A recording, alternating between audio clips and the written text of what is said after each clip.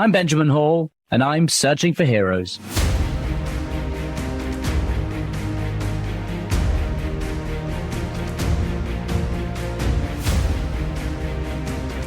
Well, ladies and gentlemen, thank you so much for joining me again today. And we have a special edition of the podcast because I'm talking to you from the rooftops of Rome. I've been here for the last few days covering the Papal Conclave, and I have to say it has been one of the most incredible stories that I've done in my career.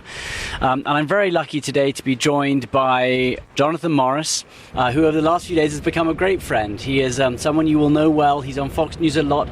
He is a theologian and perhaps one of the biggest experts on religion, on the conclave. He knows some of the cardinals who are in there as well, and so I've been learning an awful lot from him over the last few days, and it's just been great to have him, and I hope that you can learn from him as well. And I'm going to just start off, Jonathan, by asking briefly what we have watched over the last few days. This is the conclave. Pope Leo XIV was elected. What have we gone through? We've got the first American Pope, which is absolutely even hard to say, right? We have the first American Pope because we've gone through so many names.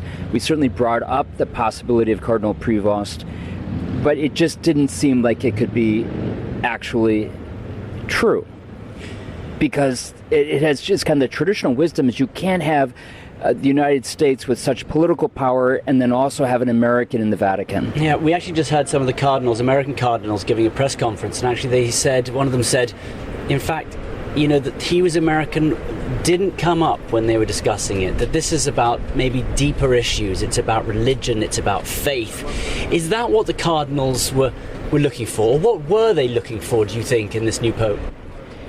I was surprised to hear them say that, and maybe it's a sign that as divided as the world might be, the fact that we have so much contact through modern technology, and as much as that technology divides us, it also allows us to come together and understand each other better. So you have cardinals from Myanmar, and you have cardinals from the Congo, and you have cardinals from places, 15 countries that have never had a cardinal represented before were present in this conclave. And quickly they said, it's really not about us or about our country, but it's about someone who can stand up for the principles that we share. And we heard Pope Leo XIV give his first homily at Mass. He seemed also to be talking about building bridges, about bringing different groups together. Which groups is he bringing together? Is it the wealthy in the world and the poor? Is it the conservatives and the progressives? Which bridges do you think is he really trying to build? Well, let's think of the things that divide us and that cause war and that cause conflict. We think of India and Pakistan right now at the verge of war, and already violence and happening. I'm coming from both sides in different ways. Or we think of course, you know better than anyone, Benjamin, the war in Ukraine, between Ukraine and Russia, or the war in the Middle East, in Gaza, Hamas versus Israel. Those are political differences. There's also religious elements, for sure. And cultural differences. And I think what Pope Leo XIV is saying is that we actually have within us something that can unite us, that is bigger than all of those differences. And it's not just a religious or a Christian solution to it, but how are we made? What are we made for? What are the longings of the human heart? And if that is in common, well, then we perhaps can tap into that in a way that would allow us to respect each other. He seemed to also suggest that perhaps some people are moving away from that. He talked about people becoming closer to technology and power, etc., and that some people were becoming more atheists. Is that a battle he has to fight in the world? Because in some parts of the world, in the developing world, Catholicism is growing stronger. Africa, Asia, but perhaps in the West, is it is it fair to say it is growing weaker? And is that something that he has to really try and counter? I was impressed that he did that, because Pope Francis has so much focused on, let's go to the peripheries, let's go to the people who have no voice, let's go to the people who are suffering and reach out to them. And certainly that has been highly appreciated by so many, especially those that he has invited us to reach out to. But what about the people who seem to have it all, who have all the money, or maybe even not all the money, but or striving to get more, even though they might have enough, and yet there's no meaning, no purpose, no happiness, no joy. And he says those people too should be a priority. Yeah, and of course he was a missionary himself. He lived in Peru for at least 10 years, maybe a lot longer. And I suppose that he is a pope that has seen really both sides. And again, he comes from Chicago, he's seen the power and the strength in America. He's also seen the other extreme, the poverty around the world. And so he really has all that experience from so many different backgrounds. Yeah, and honestly, you mentioned what an impactful time this has been. You mentioned it on television, and for you personally, it has been for me. I was a Catholic priest for many years, for between seminary and priesthood ministry for almost 25 years of my life. So almost half my life. I'm 52 now. And I got some pretty serious PTSD coming back to Rome for the first time. I lived here for 9 years because I was so close to the church, and I was still trying to find my place within the church, but as a layperson. Pope Francis actually gave me dispensation to leave the priesthood because I felt like it was no longer healthy for me as a human being, and I just wanted to have the possibility to have a family, to have children. And I wrote to Pope Francis, and he gave me that dispensation. So being back here and watching and listening to him and to just the whole experience has made me think deeply about, you know what, I'm going to find my own way now. It happens to be still through the church. I'm a practicing Catholic. But life is complicated. And sometimes trauma, and I really feel like I experienced trauma in a very little way, nothing compared to what you've experienced, Benjamin, but a little bit of trauma, and sometimes through trauma we can discover a new sense of meaning and purpose. I couldn't agree with you more, and I really think, as you said earlier, there are some people who seem to have everything. They've got all the privilege and all the wealth, and yet they are sometimes the people who don't feel they've got enough. And it's interesting to think why that's happened in society. But I want to go back to your decision again to leave, to stop being a priest, because did you turn to your faith? You had decided to stop being a priest, but did you turn to your faith again to get through it? So it's interesting because you're sort of leaving one element of your religion, but then you were perhaps embracing it to get through that? Exactly. Thankfully, I never left my faith. Or in other words, I never lost my faith. It's not. I think most people lose faith. They don't leave it. Right? You lose it because of experiences, because of bad examples of other people, maybe the clergy sex abuse, maybe because of just whatever. Life is difficult, and you have to say that God, an all-loving God, couldn't allow this to happen, whatever it is. In my case, for whatever reason, not because of my own strength, but I believe because of the grace of God, I was able to still cling to it and to find strength to get through what I was going through, and to come out on the other side. First of all, it's so joyful with my 2 little boys now, and my amazing wife. What did the world look like? Because you were priest for over 20 years, and I imagine as soon as you left, the church provided everything for you up to that point, and it must have been incredibly sort of frightening to suddenly have to look for even a career, have to look for a home, have to look for all of these things that perhaps you hadn't had to look for. Yeah, I had no idea what I was going to do. I was 46 years old. I had no idea what I had been, basically living on a salary of about $28,000 a year, and had, that was enough for me because I also had a rectory provided to me, a place to live, all of that, and I wasn't trying to save or build anything, but I just knew that this was the right thing, and it got to a point where I said, I'm going to do it. and I'm going to trust God, and I'm going to trust my instinct. And thankfully, I had a very loving family. You know, one of the things that kept me in a place where I shouldn't have been, I think, for a long time was fear of letting other people down. What would people think of me? What would the church think of me? What would my mother and father, who were so deeply committed to their faith, what would they think of me? My brothers and sisters, my parishioners. What I was on Fox News a lot as a priest. What would they think of me? Was I going to have to go in hiding? What was I going to do? And eventually, I just did it. And my gosh, all those fears that we have, most of them are irrational. Yeah, I think that's absolutely the case, and I wondered of all those people who you were afraid of telling, I imagine there are probably none of them who reacted in the way that you were fearful in which they would react. They probably all understood, embraced you, and said, let's do this, we'll help however we can.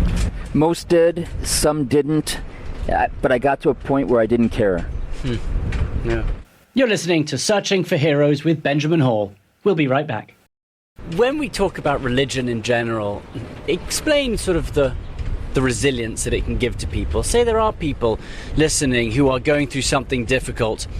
Maybe they've walked away from their faith as well. What can religion give you to sort of help you get through difficult moments? Yeah, well, first, let me say that I think there are deeply committed atheists, non-religious people who have amazing resilience as well. But it's not easy. And when I say committed, I don't mean committed to it as a religion, but committed to it saying, I'm following my conscience, I'm pursuing truth, and I just haven't got to the point of believing. And I believe, actually, the Christian tradition, and specifically the Catholic tradition, would say that we are responsible. Let me say it in a succinct way as possible, because I think this is important. We are responsible to God, to the divine, in as much as God reveals himself to us. In other words, there are people who are living perhaps in a jungle, who have never heard the name of Jesus, or who have never had any explanation of God. I'm convinced, through my understanding of Catholic tradition, that in some way God will reveal himself to us, and that we are only responsible to God in as much as he reveals himself to us. And therefore, if you follow your conscience while also informing your conscience, in other words, not just, hey, I'm going to do whatever I think, but I'm going to pursue truth. And I'm not going to be stubborn. I'm going to pursue truth wherever it leads me. Eventually, we'll get to that place of belief. Yeah.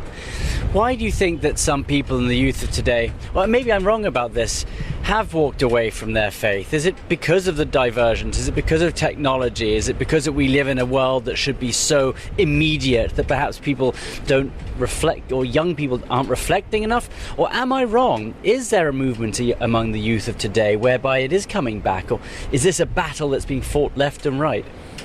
I'm 52. You're a lot younger, so I think I should be asking the youth, like yourself. How old are you? Do you mind me asking? I'm 42. 42. You're like a decade younger. I still feel old in comparison to the youth of today. I didn't have the phones that they did, but I think that is something we've heard a number of times over the last few days. People talk about technology, and I wonder if technology is both something that can be dangerous, but also something that's great, because it can help share messages, it can help share things, and I guess it's again trying to find the balance between. Yeah, you and I both have young children, Ben, and if I could say, I would rather my kids not have a phone forever, if they could still survive in life. I would think I would choose that. There are certainly positives that come through technology and media and cell phones and social media even. But I hope that my wife and I talk about this a lot. We hope that, and your kids are a little bit older than mine, but I hope that when my kids get into their teens or even preteens, that the pendulum has swung, and that parents kind of as a community say, oh no, let's not let our kids go down this road that perhaps we've gone down.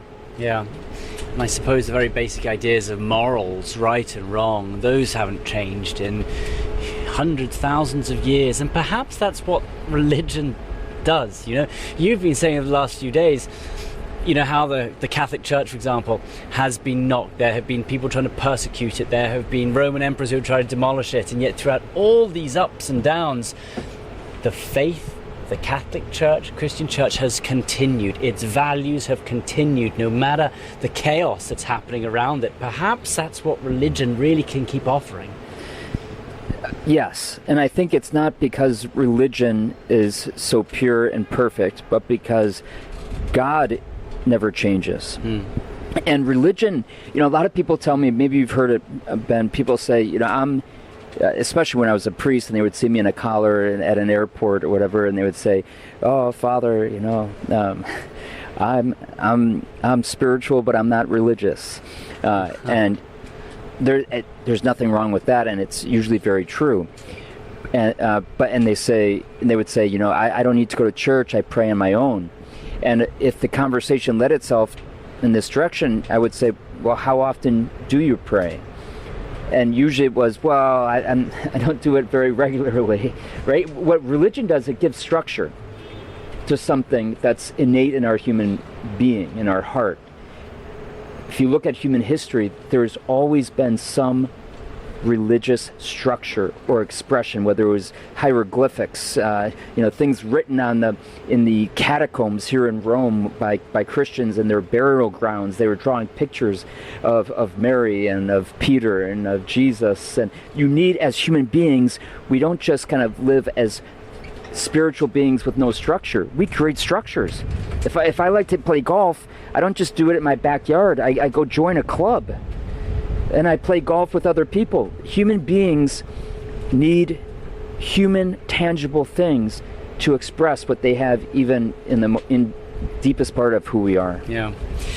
You've also written some books, and I know you've written about how the role that religion can play, even when things appear to be, you know, the worst things seem to happen. Can you explain how you can look at religion and not lose your religion even when terrible things have happened in your life? Yeah, the book you're referring to, I wish I had met you before I wrote it. I wish I had some more life experience before I wrote it. You and I were up here talking with the technicians and the camera guys and our producers, and about the issue of how can there be so much suffering in the world, and if there's an all-loving and all-powerful God, why wouldn't he stop it? And in the book is called The Promise, and the subtitle is God's Purpose and Plan for When Life Hurts. And I get into the theological aspects, but then also practical aspects of how to get to be better rather than bitter in the midst of suffering. And you know, I hope it has helped some people, but in the end, isn't it a very personal experience? I know, Benjamin, you've gone through it yourself, like very few others, and you shared that with me in a very powerful way. Yeah, to be better, not bitter. And I think that is absolutely the perfect way of looking at things. Terrible things can happen, and you can either let them drag you down and hold you down, or you can turn around and say, I'm going to learn from this, I'm going to grow from this, I'm going to go and make sure that this doesn't happen to other people. And that's the community we want. That's a community that makes other people better. And I suppose just sitting here with you today and having spent the last few days with you, watching the conclave, I honestly feel that. I feel there's been this unity. You see it among the church, you see it among the people here, and, you know, I suppose it's been a real pleasure for me. And just to finish up, can you just sort of tell us,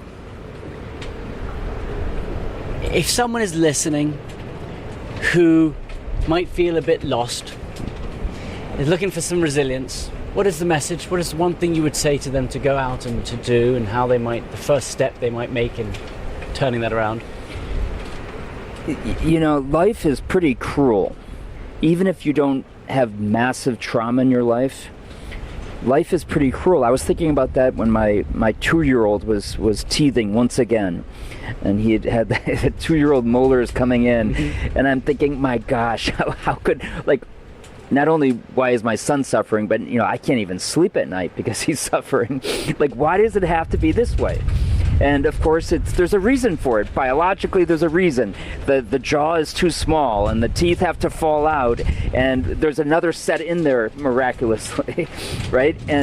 But life is cruel all the way until the end, peppered with amazing beauty and love.